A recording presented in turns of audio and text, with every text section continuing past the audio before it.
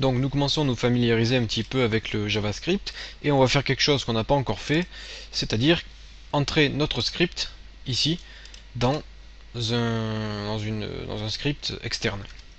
Donc je vais appeler un script mat et je vais l'éditer, donc avec un des éditeurs qui nous est proposé, et je vais directement entrer mon JavaScript à l'intérieur de ce fichier externe. Donc là nous allons faire une librairie mathématique assez simple et je vais aller plutôt vite. Donc vous pouvez mettre vos commentaires. Par exemple, on va dire libmat pour tuto web. Voilà, vous mettez un peu ce que vous voulez et on va démarrer. Donc je vais créer une fonction somme qu'on a déjà vue précédemment avec x et y. Et ce coup-ci, nous allons faire un return x plus y. Donc ça, c'est ce que je vous avais montré précédemment, mais ça n'avait pas été bon dans notre cas puisque ça n'affichait rien. Mais là, je vais vous montrer comment on va pouvoir utiliser ça. Donc je duplique ça 4 fois. Je vais appeler même cette méthode add avec des termes anglais, au moins c'est un peu plus court. Sub pour la soustraction, mul pour la multiplication et div pour la division. Donc la soustraction c'est x moins y, la multiplication c'est x fois y et la division c'est x divisé par y. On va même pouvoir faire le modulo x modulo y qui va nous donner le reste de la division entre x et y. Là ce que je vais faire c'est que je vais déjà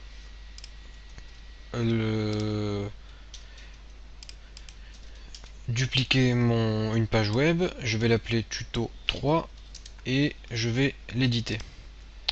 Je vais juste vous montrer comment est-ce qu'on va pouvoir utiliser ce qu'on a fait. D'ailleurs je peux pas le faire glisser ici. Voilà. Donc tuto 3, je vais supprimer tout ceci. Je vais supprimer tout ceci. Je vais l'appeler tuto 3. Tuto 3 ici. Et je vais lier le mat.js.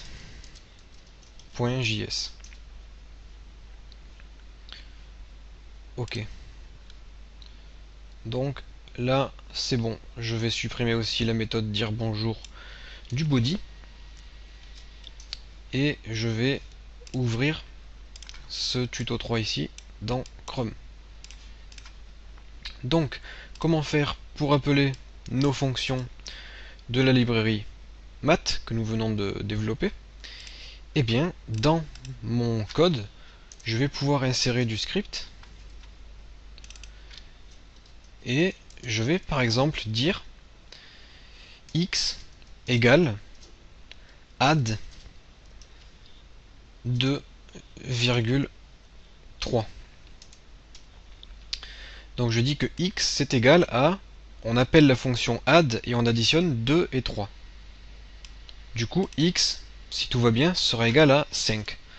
Ensuite, document.write x. J'actualise ma page et j'ai bien 5 qui s'affichent. Je vais pouvoir faire pareil plusieurs fois pour tester si toutes mes fonctions marchent. Donc je vais les appeler x2, x3, x4, x5 et j'enregistre et j'actualise. Donc là j'appelle que la méthode add. Je vais appeler sub mul div et mode.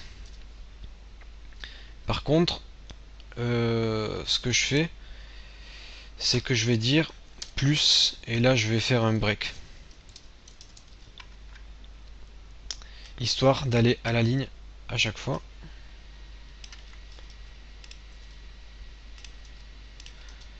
Et on peut même dire 2 plus 3 égale et plus.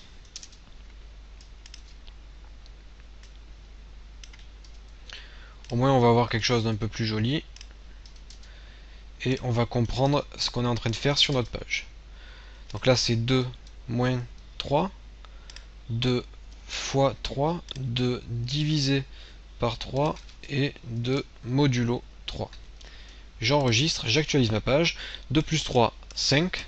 2 moins 3, moins 1. 2 fois 3, 6. 2 divisé par 3, 0, 6, 6, 6, 6, 6. Et 2 modulo 3, c'est 2.